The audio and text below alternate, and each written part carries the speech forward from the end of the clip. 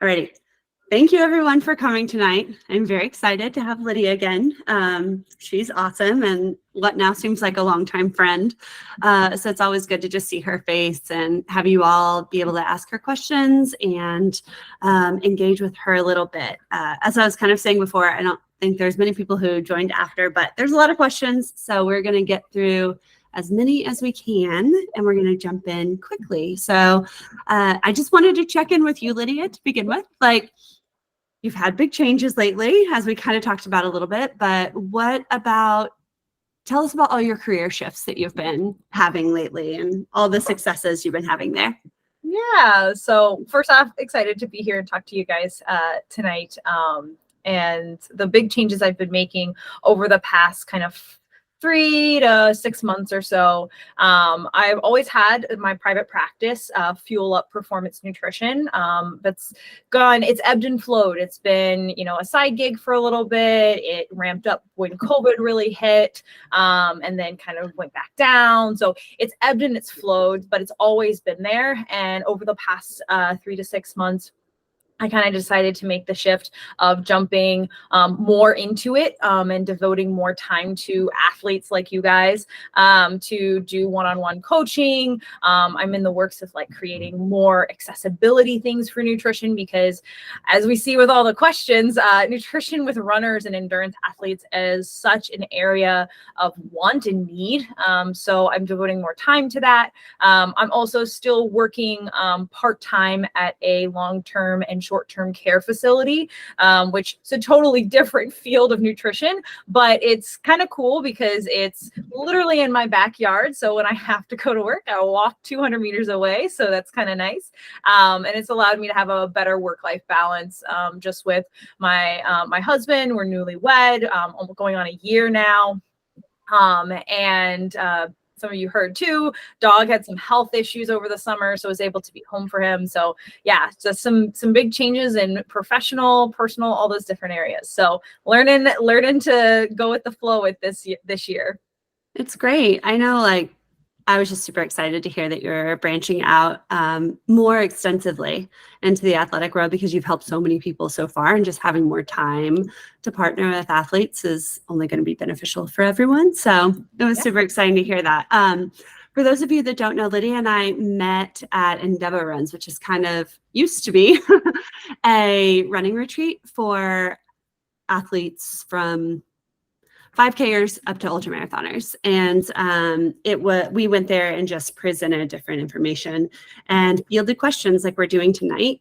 And I cannot believe it's been a year since you tied the knot. That is wild because it seems like it was just the other day we were talking about it at one of the retreats.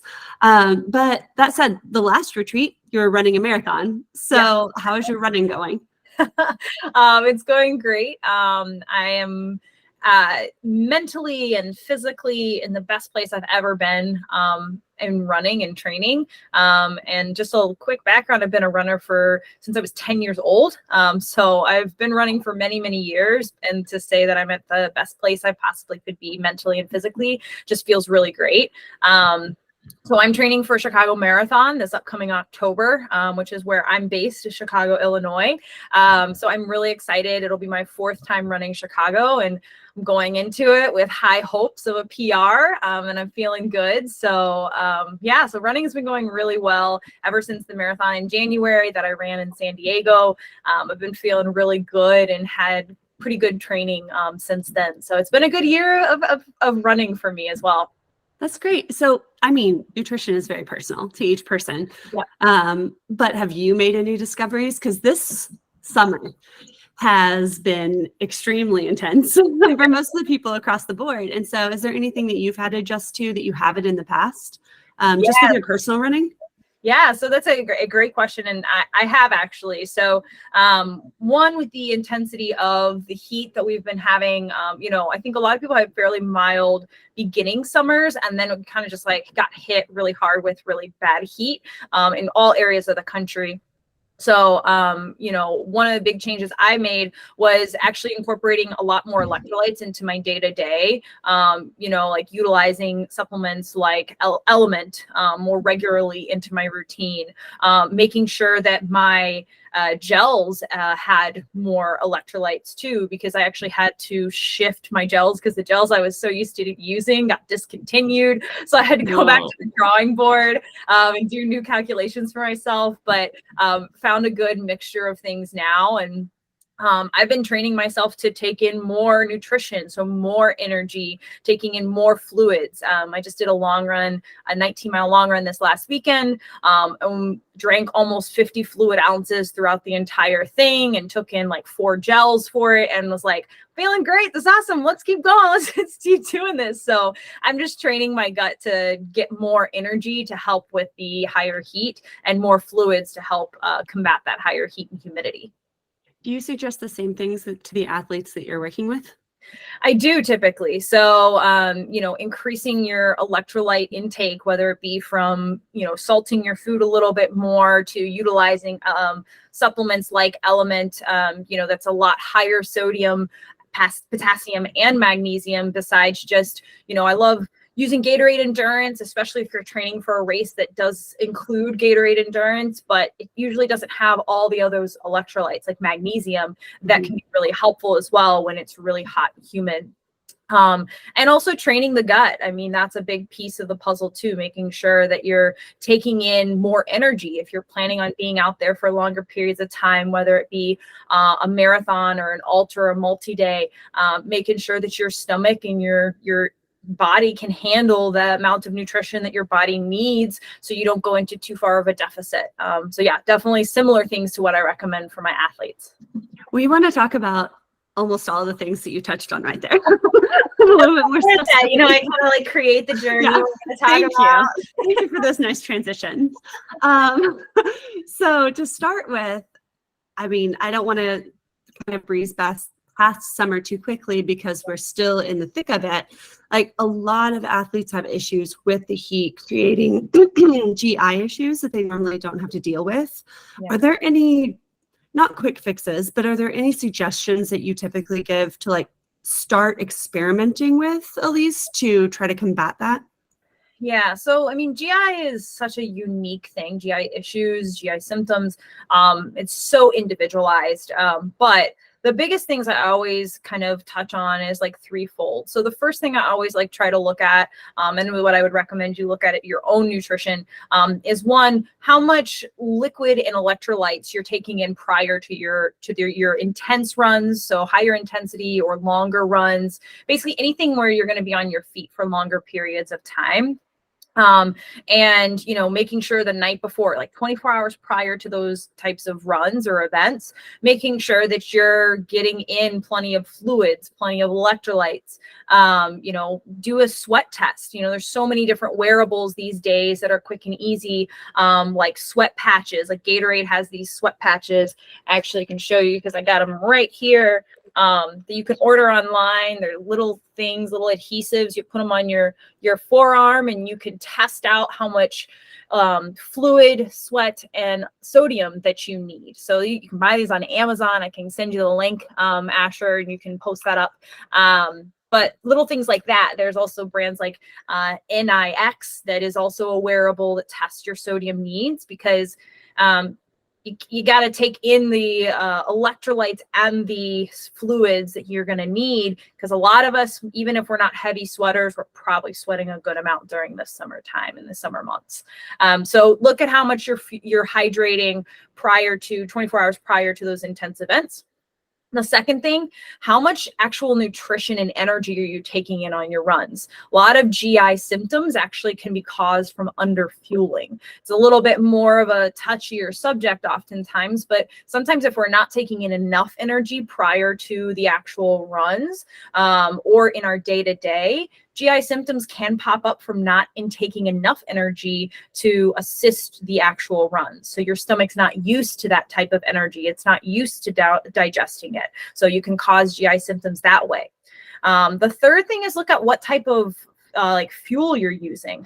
We know that heat and humidity can just mess up the gel that's always tried and true for you. Sometimes it's not always the gel's fault, but sometimes it can be. It can be, maybe the combination of sugar in there is not the right combination for you.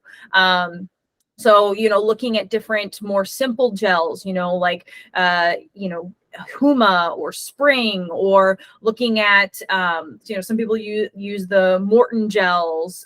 You can just make your own gels too. So you know exactly what's going into it. Maybe it's a combination of fructose and glucose or sucrose or something, like different combinations of forms of sugar that can be really helpful. So it's looking at those threefold. Look at 24 hours prior to how much fluid and electrolytes you're taking in.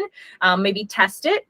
Number two, look at, are you under fueling? Is there that potential you're not taking in enough fuel before and also during the activity? And then third is look at the formula, or what is made up of that nutrition you're taking in during those runs. Great. I would love to talk about kind of the pre-run more than the run itself, and then diving into more race specific stuff after that. But so what are if you have more specific suggestions for increasing caloric intake, protein intake during those high volume training weeks outside of the run itself? Yeah, great question. Because sometimes that's the hardest thing, is like, okay, I'm spending more time on my feet and more time training, which means more time with mobility and flexibility and strength, because we know those things are added in, right, everybody? And so we don't have more time in the kitchen sometimes. Usually that's the first thing to go, is time in your kitchen, or time at the grocery store even. So quick ways you can add in calories, as well as also add in protein. I'm always a fan of grab and go options. So looking at what's, whole foods first is always a recommendation, but there's such a thing as a processed food that can be beneficial. We don't need to shy away from something that has a nutrition label on it if it's going to help keep you fueled. So when you have those higher training weeks, incorporate more snacks, more grab and go snacks. Prep up, yogurt with some berries and some granola, and have that like sectioned out in your refrigerator. Have your basket in your pantry with grab and go options that are going to keep you fueled.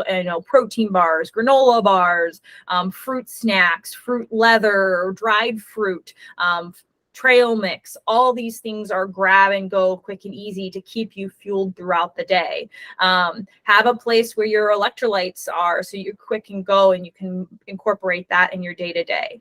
When you're talking about pre-fuel can be something that also can be tried and true, and can be something that's real food. So like, if you're not somebody that can usually take in nutrition prior to a run, applesauce is always my first go-to for a recommendation there, because it's digests really easily. It's kind of liquidy, so it goes down really easy. So try applesauce. Next, you can move on to like a banana. That's also another one that most people know. Maybe a piece of toast with peanut butter, or a bagel with peanut butter or something.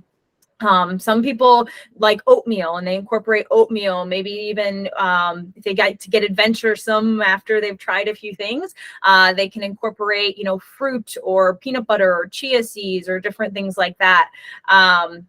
Can always do Pop-Tarts too. I'm not averse to necessarily as quick grab and go options, because sometimes we don't have that time when we're doing more miles, or we're trying to get up earlier because we have a long run, or we have a run and it's hot and we want to get up before the sun.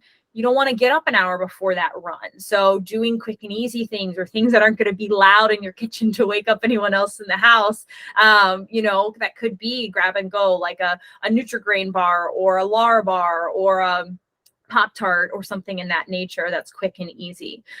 So kind of finding those different options and figuring out what's going to be best for you and work for you. But when it comes to higher amounts of training and wanting to get in more nutrition, stick to grab and go options, quick and easy.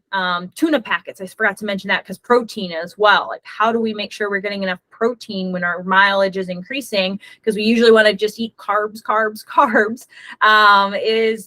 Include like cheese sticks, or cheese squares in the fridge, or kefir, drinkable yogurts, edamame.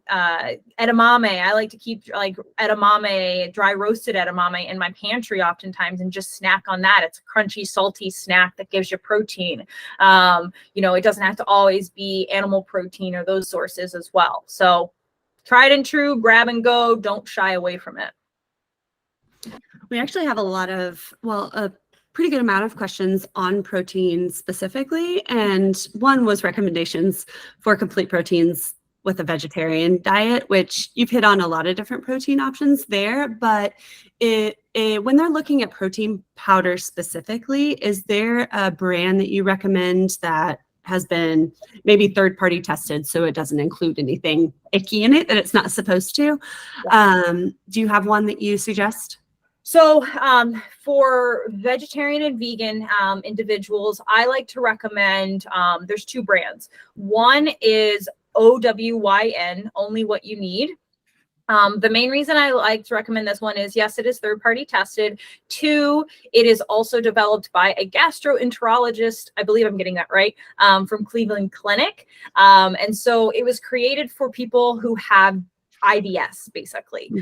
So it's free of sugar alcohols. It's a combination of different protein sources, from like pumpkin seeds to sunflower seeds and the pea protein. So it's going to digest a lot easier oftentimes for people who have had GI issues.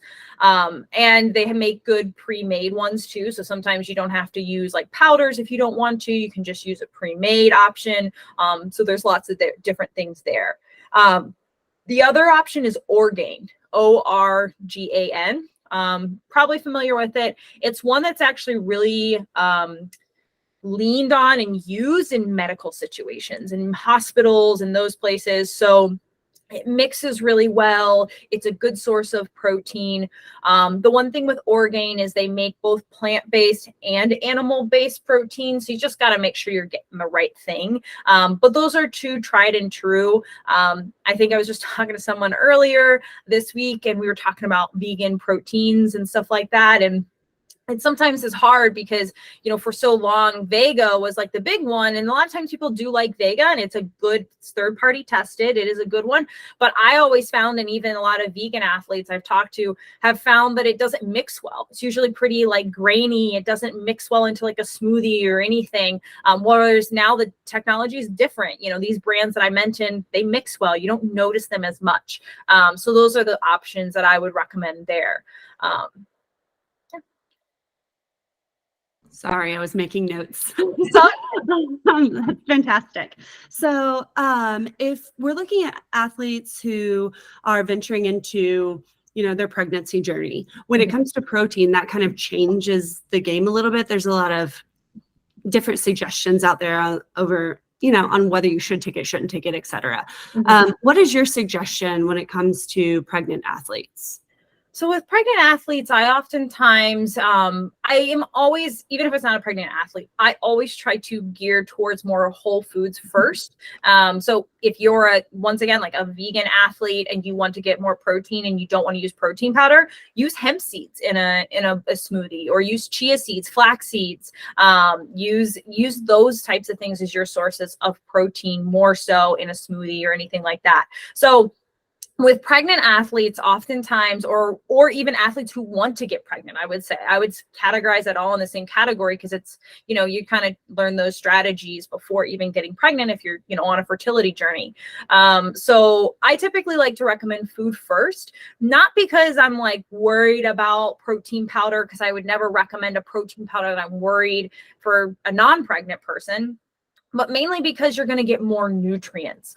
You know, you're getting a lot of the other vitamins and minerals that's jam-packed in a protein powder besides just protein in your prenatal vitamins. So utilizing other foods that are jam-packed with protein can be really helpful. If you're somebody who wants to include protein powder, I do think it's okay in pregnancy to include it occasionally, but you know, that's my general recommendation for anybody too, is I don't think you should be living on protein powder every single day as your source of protein. It's a great, in a case of emergencies, as I always like to say, to get your protein if you really need to, because there's definitely strategies of using whole foods and getting it in all your protein in a day without even having to touch protein powder.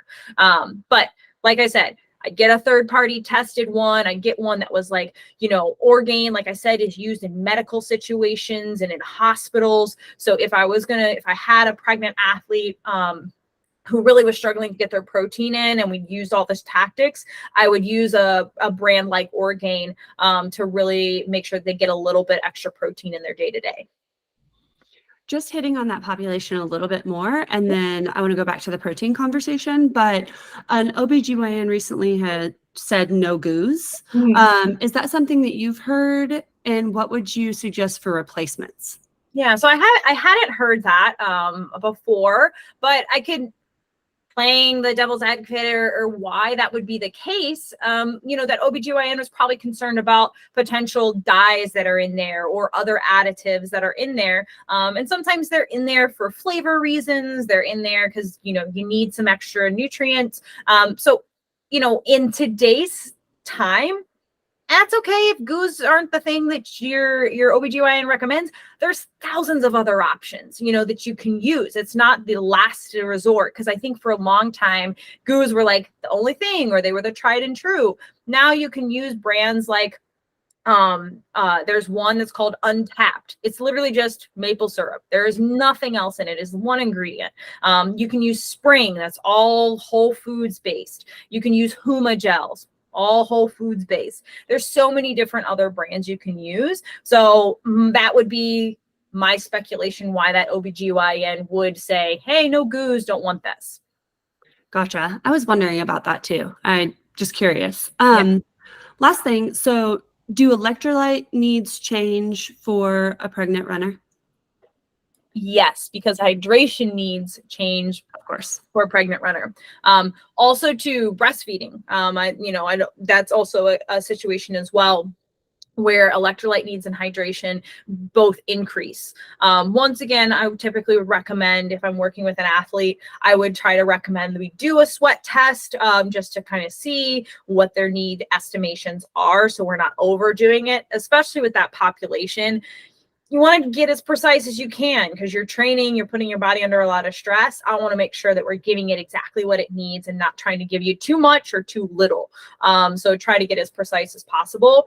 What I would recommend for an individual who's been a runner for a long time and becomes pregnant and or is breastfeeding is increasing their hydration about a third of what they're already doing, especially in breastfeeding population. If it's just the pregnancy part, I would say increasing your daily hydration needs by at least 30 to 40 fluid ounces is a good kind of ballpark figure there. And your electrolyte needs would increase in your day-to-day, not even talking about run specific, but day-to-day, I would increase it about 500 milligrams or so in your day. Just because also too, your body's a lot more sensitive to the heat, so you're going to be sweating a lot more. So that's also that situation too. Yeah, for sure. For sure.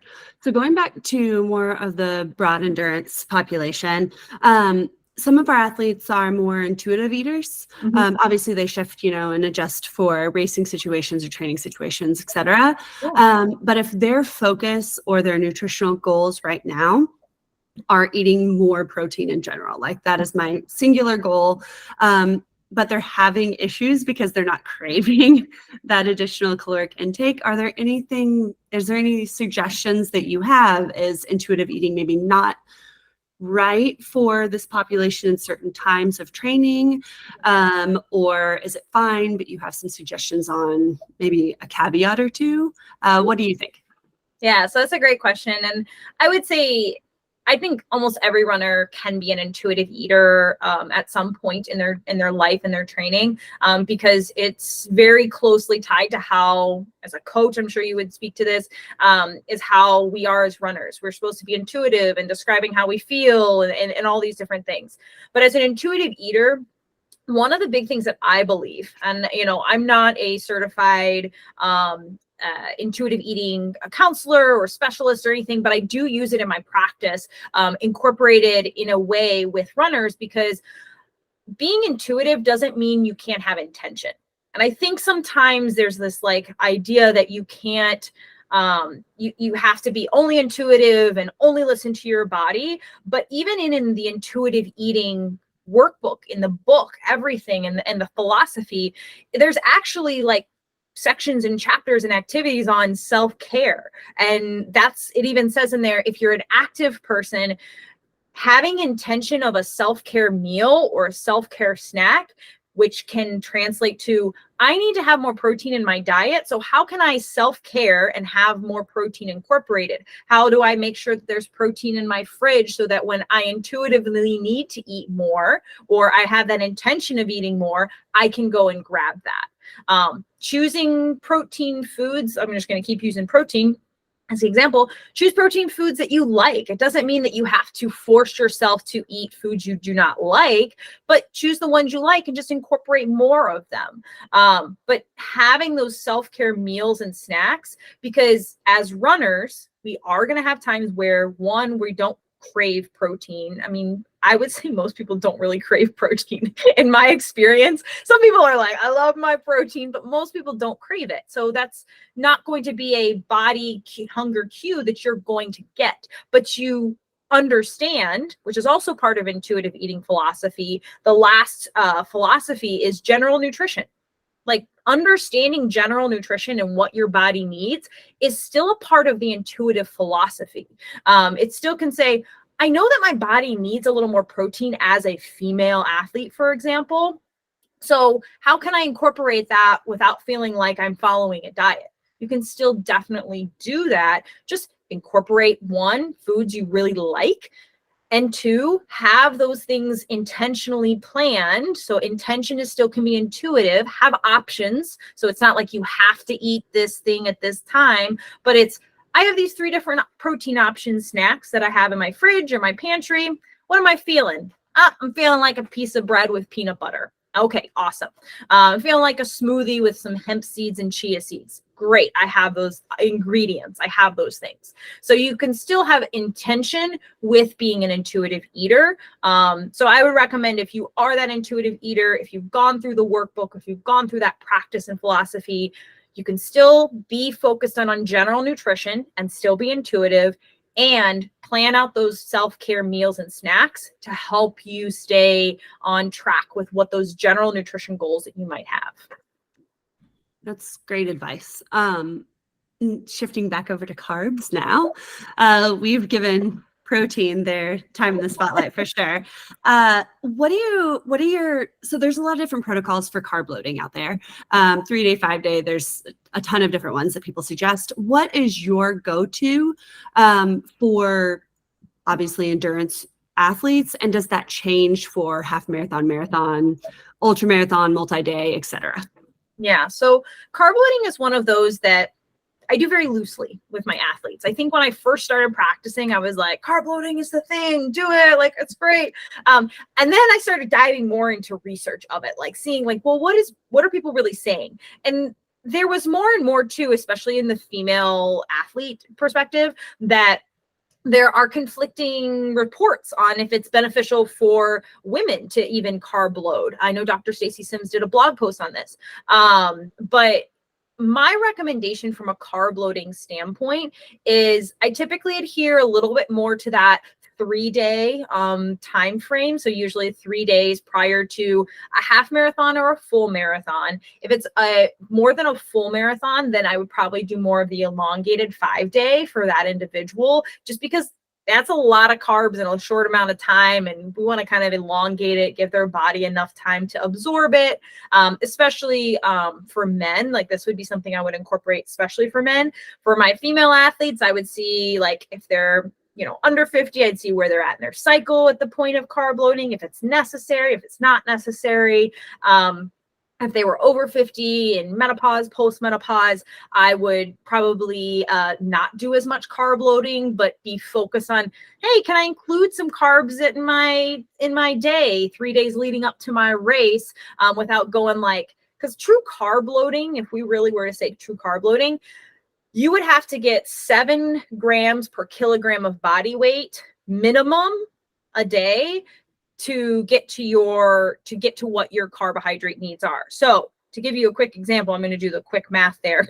I'm like, okay. So if you are somebody who's, say, 130 pounds, that means you would need to eat over 400 grams of carbohydrates a day minimum to actually achieve carb loading. that's one of the reasons I don't really like adhere to it, because I think as long as you're incorporating a little extra carbohydrates here and there, you're able to get the benefits without necessarily feeling like you're stuffing your face all the time, which goes back to also too that like intuitive eating. If you feel like you're constantly trying to like stuff your face with carbs and bread and pasta, you're going to feel like super weighed down. So if you want to adhere to it and try it, I do recommend sometimes trying it just for fun if you want, but it's not something I generally recommend for most of my athletes. That makes sense. And interesting. I'm going to look up Dr. Stacy Sims. Her blogs are always, well, anything she posts are always great. So I'll have to read that one. So on to racing. So general recommendations. We have a lot of late summer marathons coming up, early fall marathons coming up. Do you have general suggestions on where you like to begin at with earlier on runners and their nutrition goals during a race, and then where you'd like to progressively aim to go as far as like caloric intake or carb intake during the race? Like, where do you start athletes at for like a half marathon? And then where do you like to take them to over the course even of a couple of years sometimes? Because we know that like training the GI is just as complex as training any other tissue in the body or system in the body. So sometimes we'll start out and we'll be like, okay, let's just try to get 100 calories per hour and see how the body responds and build from there. But do you have something that you like to put in place for people that are coming to you that are more of on their beginning journey into the marathoning world? Yeah, so I generally like to recommend trying to do kind of like you said, 100 grams or 100 calories per hour. What I would say is I sometimes pull back a little bit more than that, because especially with new runners and new, athletes, gels are kind of a weird concept. I think we're so like, if we're experienced, like I said, I've been a runner for so many years. I'm like used to gels and supplements and I don't even think anything of it. But if you're a new runner, gels are a really weird thing. Honestly, it's like, wait, you take in sugar, basically syrup through a packet that you're like drinking. Like it's weird. It's a weird concept. So oftentimes I even recommend say, just doing one every hour just to try it out, see how you're doing. Sometimes it'd be one for a 90-minute run, just kind of see how it works.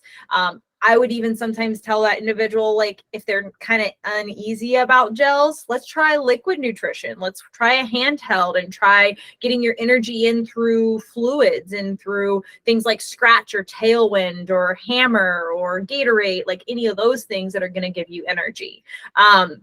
So that's what I would recommend for kind of the newer individuals. Eventually, where I want to get most athletes to, especially in half and fulls, is getting in a minimum of, if you're using gels or chews even, is getting in a minimum of 2 to 3 gels an hour even, because sometimes if you can get yourself to get that kind of energy in, you're just going to feel amazing and you're going to have all this energy throughout the entire run. And especially too, like a half marathon, you might think, I just need 2 gels and that's it. But there's so many of my colleagues actually. So I have a colleague who is like a Olympic trials qualifier, super fast. I'm not even in her league, but in her half marathons, she takes in 5 to 6 gels in a half marathon. And she's going quick. She's going super fast. And so she just has trained her gut to be able to take in that extra energy because she knows she's going to need it because she's pressing down on that gas the entire time. So for a faster race, you might want to try to train yourself to take in even more frequent energy. If it's a longer race, even like longer than a marathon, and you're using calories more than gels as your kind of benchmark, trying to do 200 to 300 calories per hour. Most of the research that I use and how I recommend is trying not to do more than 300 calories per hour for an ultra or multi-day unless you've trained yourself to be able to do that, because it's just a lot on the stomach to constantly be digesting, to constantly take that in. So, that's kind of that rounding range, or that range that I recommend for anything that's longer than like a marathon, or even a marathon could work depending on the individual and the time on their feet too, for that marathon. So that would be my recommendation there.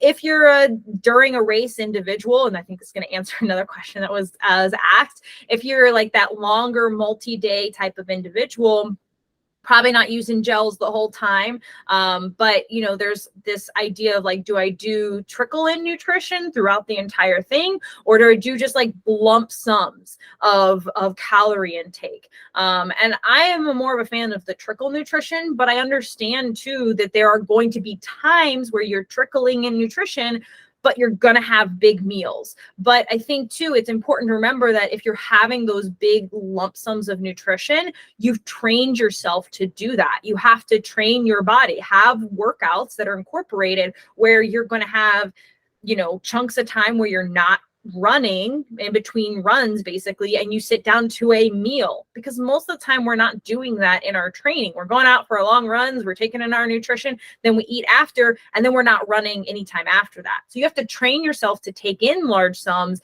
if that's something you are planning on doing, which if you do multi-day events or ultra marathons, you probably are. If you watch Western States, you see the runners, they're sitting down and getting all their shoes and their gear and all that stuff changed, but they're taking in like some sandwiches here or some quick energy that's bigger nutrition than a gel or anything like that, and we just know that those foods are going to be higher calories than a gel or a goo or anything like that. Yeah, that makes sense. So for those longer distances, like if you were planning out somebody's, and this can be generalized, of course, but if you were planning out somebody's nutritional plan and like really detailing it to their crew, then you would suggest would you suggest those specific times that you would be intaking meals, or do you go more on that intuitive feeling, like some, and a lot, honestly, ultramarathoners do? They're like, oh, I see watermelon and that looks delicious right now, I'm going to eat it in as much as my body wants, or I see pickles, or I see whatever, or are you going to plan out more specifically along the way, like, no, this is when we need to eat those bigger calorie intakes? Great question. And I think this goes back to that it's okay to have intention, but still be intuitive.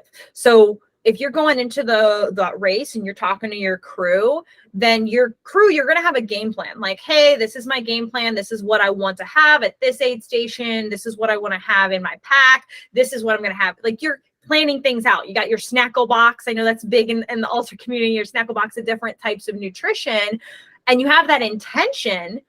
But the reality is you might get into the aid station. You're like, that is not sounding good to me. Guess what? I've got other options. I've got watermelon that's available here, or this aid station has, Coca-Cola. I just really want a Coca-Cola. Like, it's okay. I recommend you try to see what might be available at that race. Try to train with it, test it out, whether you're training and actually taking it in while you're running, or you just incorporate it into your day-to-day and see how your body responds to that food. Just incorporate it to try to see how it works. But I think that you can have intention and plan it out and make sure your crew is all ready to support you. But then you can also make sure that you have things that taste good, or, whatever's intuitive. So I think that's my recommendation when it comes to having a crew or having a multi-day event. Yeah. And then do those caloric intake needs, I know you mentioned 300 calories kind of being the top end, unless you're specifically training for more. Yeah.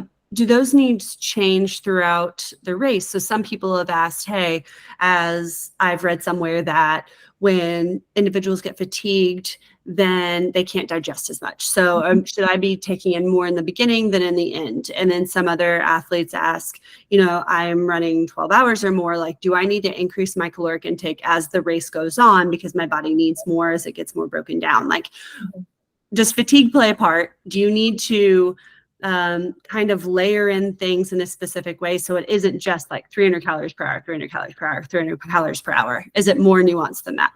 It's definitely more nuanced. And I would recommend the first one recommendation you kind of put there, but like more in the beginning. And then as you fatigue, understanding you're probably going to decrease a little bit in your movement time of taking in energy. And then when you have more elongated time, if you're stopping for longer periods of time, or taking, like, if you're sleeping or having those times in those types of events, then yeah, that's going to be where you take in a little bit of more energy, because you're stopped, you're rested,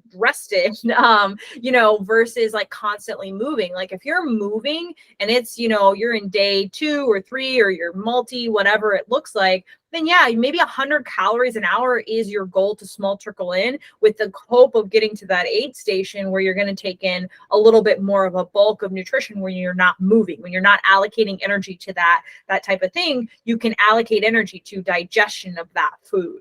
So I always, whether you're doing a marathon or multi-day, the range there, I would say that start with more nutrition is always better. And then it is most likely going to trickle down as you continue into that activity. So it's not like it's this exact amount every single time. Like, yeah, we can try to be that way, but most people, that's an intuitive piece. Like, especially with ultra marathon, you don't know what the weather's going to be like. You don't know what you're going to feel like. Intuitiveness is a big key part of ultra marathoning for nutrition. So what happens if you make a mistake and then you need to course correct as quickly as possible? Say you ate too much or the wrong food, or you're getting GI distress, or you didn't eat enough. Like, all these things can happen to any of us, and whether we practice or not, sometimes they rear their ugly heads. So when you find yourself in that position, what are your go-to suggestions? Both, hey, I ate the wrong food and I'm having GI issues, or I didn't eat enough and now it's difficult for me to take in anything.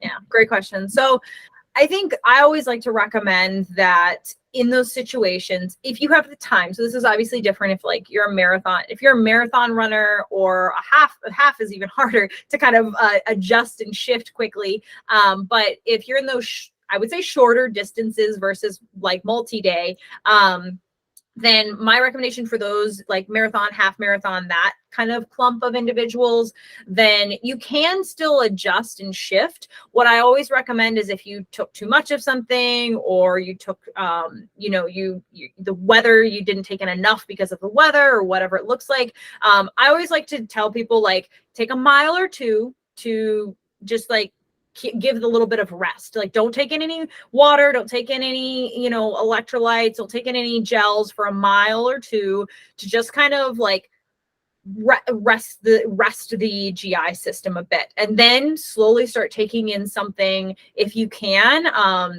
If you're a good chunk way through, if it's a half marathon, I would say then maybe don't do the gel, focus on fluids. If it's a marathon, maybe just try to get in some of the nutrition. Maybe a orange on the side that someone's handing out sounds more appealing intuitively, so you're going to take that. Maybe that's your thing, is you're going to just switch that up. So that's for that kind of those distances. For anything above a marathon, I would say one of the big things I usually say is doing a little bit of sips of water oftentimes can be really helpful. So you don't have to completely not take in anything. Sometimes that's helpful for some people, but I would say my recommendation is, if something goes awry, is take in little sips of water for, 30 minutes, 20, 30 minutes or something, kind of see how it's going. And then whatever sounds good, have some of that. Because I think that's a big piece of it too. In these situations when we don't do our nutrition 100%, which most of the time that's the case, and we need to shift and adjust, we oftentimes mentally freak out. And that's, I can attest to that. I've freaked out. And then your breathing changes, your heart rate changes, and then that's going to cause changes in your GI. That's going to just intensify whatever is going wrong, which nothing's really going wrong. It's just, there's a little something that's different. You got to shift a little bit. So I always too also recommend slow your breathing, calm your mind in that time. That's also why when you take that mile or two, or that 20 to 30 minutes, take that time to just breathe in through your nose, breathe out through your mouth, breathe in through your nose, breathe out through your mouth. Calm your breathing, because a lot of times we start to get freaked out because we've ruined it. It's no, you haven't ruined it. You can still shift, you can still adjust, and just calm yourself, because a calm body and mind and breathing, changing that breathing is going to change that GI drastically, and be able to slowly adjust and get back on track with what you need. That's a really good point. Like just our nervous system being amped up leads to all kinds of effects that are unwanted. Are you a fan of peppermint or ginger, like candies or anything, or chews when it comes to GI distress? Yeah, so ginger chews can sometimes be a good thing to incorporate if you do experience some GI issues. I would say definitely make sure it's something, once again, you've tried before, trying it, during a run or something, but that can definitely be something good to kind of calm the system. Oftentimes it's good anti-inflammatory at the same time, so you're getting an added benefit there. Mhm. And what about like, are there any foods? I think I know the answer to this, but are there any like absolutely no food, like a no for a food before or after the race? For before, anything that's super high fat and fiber is an absolute no in my recommendations.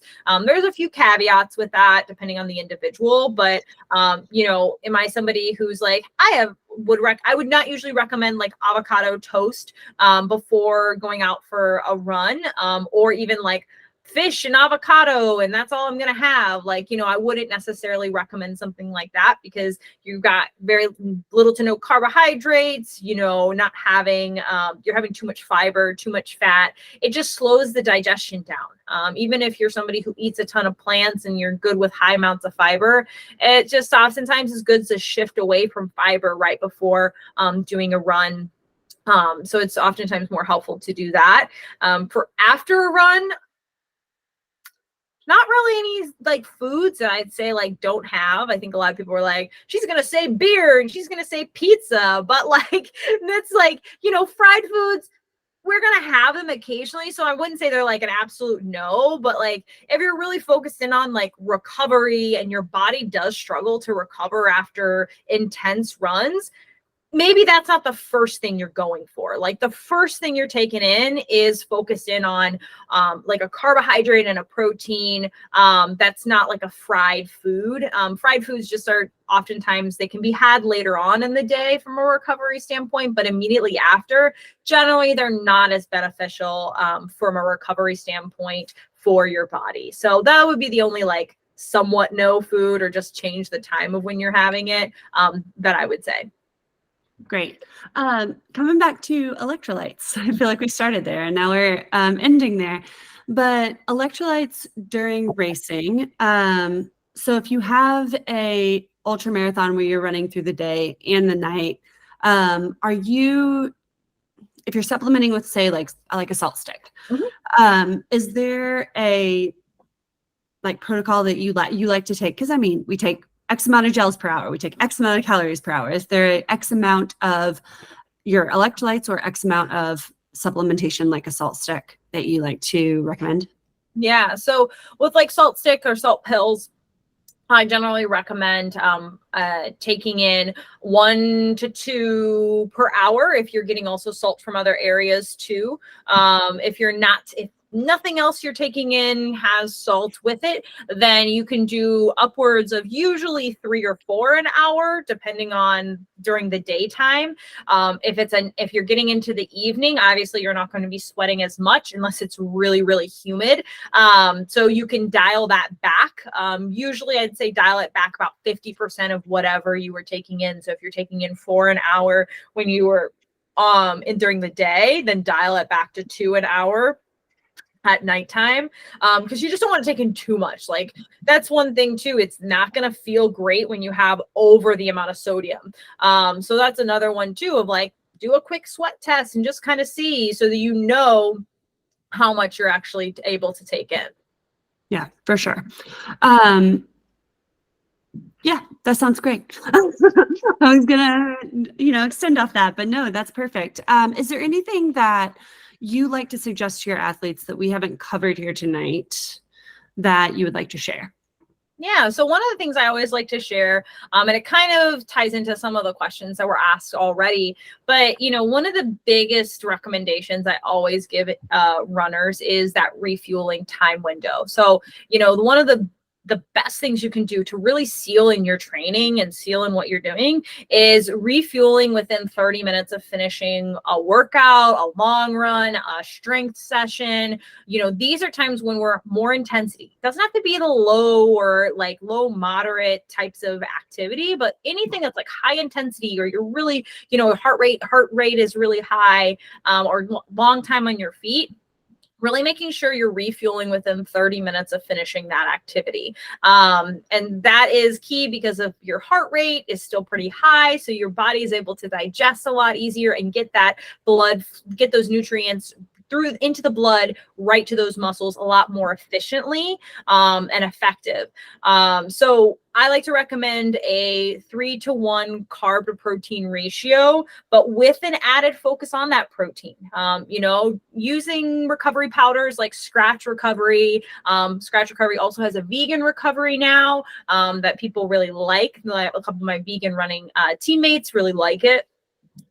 So utilizing things like that, and then adding a little extra protein. My go-to for myself and my training is Scratch Recovery powder. I like the coffee one personally. I use the coffee one, and then I use Fairlife milk. So still gives that kind of 3-to-1 carb to protein ratio with a little bit of more protein with it, because I'm using a ultra filtered milk that's also lactose free. So that's my go-to for 30 minutes right after, and I utilize that. So that's usually what I like to always kind of stamp of approval, seal the deal when you're done with your workout, is making sure that you have that recovery within 30 minutes with a focus in on protein. And also think of it as that's your added snack in the day. That's your, added way of getting more nutrition in when your training is really high and intense. Yeah, for sure. And I mean, just jump starting your recovery faster is only going to allow you to be more injury free and injury resistant and be able to layer on training more and more. So that is key that sometimes we all don't do a good enough job of, speaking of myself. So if somebody wants to work with you or to set up a one-on-one consultation, let us know how we get in contact with you. Yeah, so it's a couple different ways you can get in contact with me. And I'm working on, once again, those shifts. I'm working on more efficient ways of getting in contact. But you can always email me. So my email is Lydia at runwithnader.com. Still using my maiden name because I still haven't figured out how to change that. So you can either email me, reach out to me on Instagram. Fuel with Nader is my handle, or find my website, which is Fuel Up with Nader, or runwithnader.com. So those are the ways you can contact me and kind of see. I am making changes to my website right now to update kind of all these offerings, because I do one-on-one counseling, but right now it shows that I only do packages of 3 or 6 months, but I do race day packages. So it's just a couple sessions where we're just focusing on your race day nutrition, but that doesn't mean we're only meeting once. We're going to try out things and meet again and kind of finalize things. I also do one-off sessions. I know that runners sometimes are super disciplined, and they just need to kind of check in and see, hey, how is my nutrition? Can you look at my nutritional intake and give me advice and recommendations?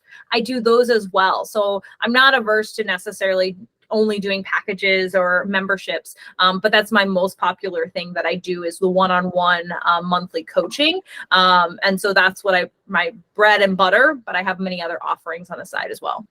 That's great. Well, thank you so much for all of your time. I cannot believe that we got through every single one of those questions. That is I would like to know how many characters are going to be in this video recording, the captions, because it's going to be insane. But yeah, thank you so much. I really appreciate you coming on. I'm sure everyone else does too, as Kelsey is speaking for the group here, because it was really helpful and really beneficial, and I learned a lot too. I made a ton of notes, and I just thank you for always, teaching me something every time we chat. Absolutely. So, Thank you guys so much for having me, and for all the great questions too. They were all over the board, but I loved that. I honestly do enjoy answering all those questions, and hopefully I didn't talk too quickly, as I was intention. I was like, we're gonna get all these questions in. I see it as a nice challenge. So hopefully I didn't talk too fast for you guys. And hopefully, yeah, if you just even have quick questions, feel free to reach out to me. You know, I love doing these sessions to answer your questions, but I'm here as a support as well. Asher and I are good friends from the Endeavor Run times, so I'm always here for her athletes as well. You're the best. Thank you. Please come on again. Yes, I will. I'll be back. Great. All right, everyone, have a great night. Thank you all for coming. This has been great. If you have any follow-up questions, again, you can reach out to Lydia. I will send her email address, website, all the contact information, as well as a link to this recording if you want to watch, listen, or read it later out in the email, and post it on Facebook as well. So you guys will have all the ways to get in contact with her, but you can also, if you'd like to, contact me and I can get you in touch as well. So have a great night, everyone. It was great seeing you all. Thank you for coming. See you soon. Thank you.